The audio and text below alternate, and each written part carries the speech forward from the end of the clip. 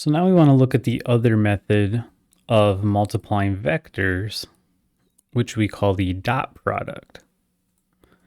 And I should say this is one of the other methods. There's more methods than just this one and the scalar multiplication, but these are the only two that we're going to go into detail with. So let's first just go ahead and write down the definition. So the dot product of vectors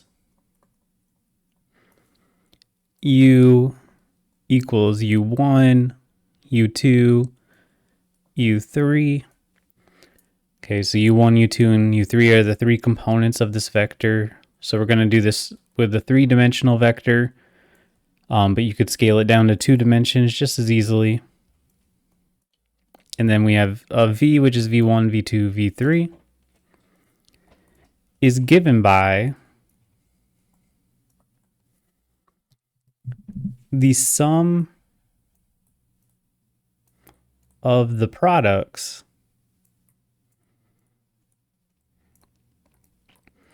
of the components. Okay, so this is going to look like u dot v equals u1 v1 plus u2 v2 plus u3 v3. Okay, so we want to be careful here because up to this point we pretty much did everything component wise, right? Like addition, scalar multiplication, but now we're not doing it component wise. We're multiplying the components together, but then we're adding all of those products together. So this is going to give us a real number at the end. So the dot product of two vectors is not a vector, but rather a scalar or a real number. Okay. So for example, if we have 1, 3 times 4, 6, this is going to be 4 times 1 plus 3 times 6, which is going to be 22.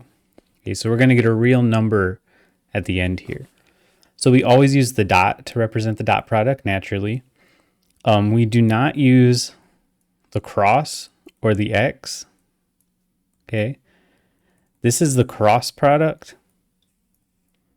So unlike with real numbers, where we can use these symbols interchangeably, this is not the case with vectors.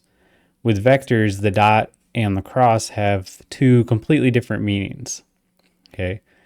If you just write nothing between them, I think it would typically be assumed that you're using the dot product, but we're typically always writing the dot in the case of vectors, unlike we do with real numbers.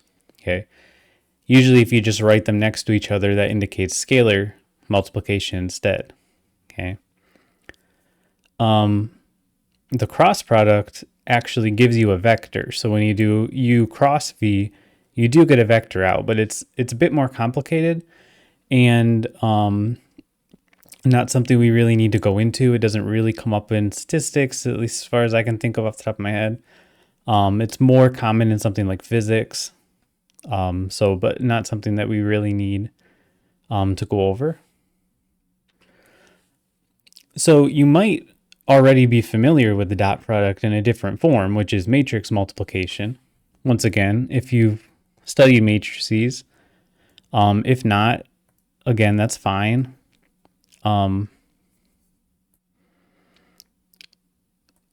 But we would write it like this, right? So then the multiplication here would be 4 plus 3 times 6, which again is 22. So this is exactly the same as matrix multiplication. So matrix multiplication is actually defined like if you have a 2 by 2 matrix times like a 2 by 2 matrix, it's defined as each entry is the dot product of the rows and the columns. So here we would do 1 times 3 plus 2 times 8 for the first entry, and then 1 times 7 plus 2 times 9, and then 4 times 3 plus 5 times 8, and then 4 times 7 plus 5 times 9. Okay. So it's the dot product for each entry here. So again, we don't need to know about matrices or anything, but I think that they are, it's just something good to relate it to if you've already seen matrices, but also matrices are used quite a bit in statistics because, any data set is a matrix. So it's good to kind of start being aware of them anyway, even if they're not going to come up in like classes or anything yet.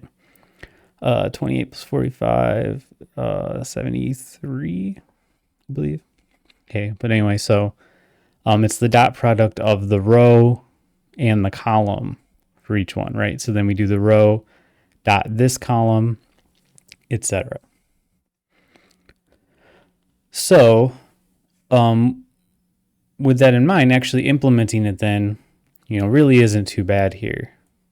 So just another example, a three-dimensional example this time. We have 3, 5, 2 dot negative 1, 3, 0.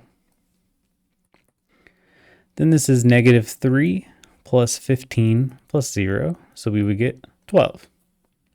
Okay. It's good to keep in mind that, if this is presented in the unit vector form, so if you have 10i minus 4j plus 7k dot negative 2i plus j plus 6k, the way it's presented here, you might be tempted to do something like foiling or distributing, right? But that is not the case, okay? Because these are still vectors. So we'd still write this as negative 20 minus 4 plus 42. So we get, 18 here? Okay, so we would not, treat this like we normally would treat the sum of two things with variables in them. Okay. So some properties of the dot product that are important here. Okay. First of all, u dot v is equal to v dot u. That one should be pretty obvious, right? Because that just comes from the commutativity of multiplication and addition. 2, the dot product is distributive, just like regular multiplication. Okay, I'm not writing the arrows for all these, but just keep in mind these are all vectors. Whoops, that should be u. So again, just inherited from the fact that this is just multiplication and addition making it up. Okay. C times u dot v, where c is a scalar here, is equal to c times u dot v, which is equal to u dot c times v. So again, if it's scalar multiplication, we typically don't write anything. So we don't have any dot here or anything. We just write them next to each other. Whereas the dot is indicating the dot product. So let me write c as a scalar. So, up to this point with real numbers, we can just use whatever symbol for multiplication that we want. But now that we're talking about vectors, we have to be much more intentional about the symbol that we're using. And the last one here is that v dot v is equal to the magnitude of v squared. Okay. So to see this last one here, let's let v equal to something a, b, for example. Then the magnitude of v is the square root of a squared plus b squared. So if we square that, that's just going to be a squared plus b squared. Okay.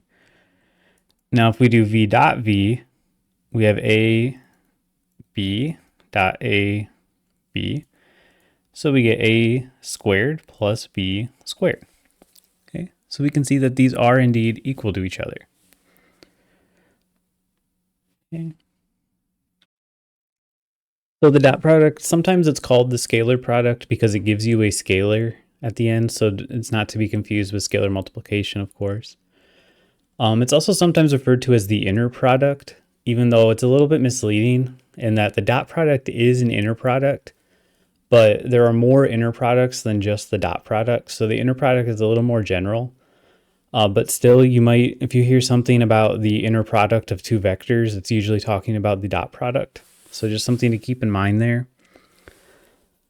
The dot product is often, it's able to be used to find the angle between two vectors. So that's a very useful property. So we're not really going to get into this part of it because it involves trigonometry, but I'll just write down the formula anyway. Just so you know, it's something to be aware of here. So u dot v is equal to the magnitude of u times the magnitude of v times cosine of theta, where theta is the angle between the two vectors. Okay. So that's something to keep in mind here. Another thing to keep in mind, if you remember your trig, what happens if, namely, where is cosine equal to 0? Well, if we had some vector u and we had another vector v, and they're perfectly perpendicular to each other like this, right? They have a 90-degree angle. Then this tells us that u dot v would have something with cosine of 90 degrees, but at cosine of 90 degrees, you're going to get 0. Okay. So in this case, the dot product of the two vectors would be 0. So if u dot v is equal to 0, then we say u and v are orthogonal vectors. Okay, so orthogonal is kind of used interchangeably with perpendicular, but the main difference is that perpendicular is typically used with lines, and orthogonal is used with things like vectors. There's also the term normal, which also kind of means perpendicular, but that means like to a plane. So like if you have a vector that's normal to a plane, that means it's intersecting a plane at 90 degrees. But these are all kind of used interchangeably a lot of the time. So we're not really going to calculate the angle between the vectors, of course, because again, we're not really getting into the trig part of it, but we're mostly focusing on it because it does come up in a lot of formulas that involve vectors. And of course, as we just saw, it's a part of matrix multiplication, which automatically makes it a big part of statistics. But yeah, mostly just because it's going to come up in a lot of the formulas we're going to look at with the calculus. Or maybe not even in a lot, but just in some specific, like pretty important ones, like one called the gradient, which is important for different things in statistics.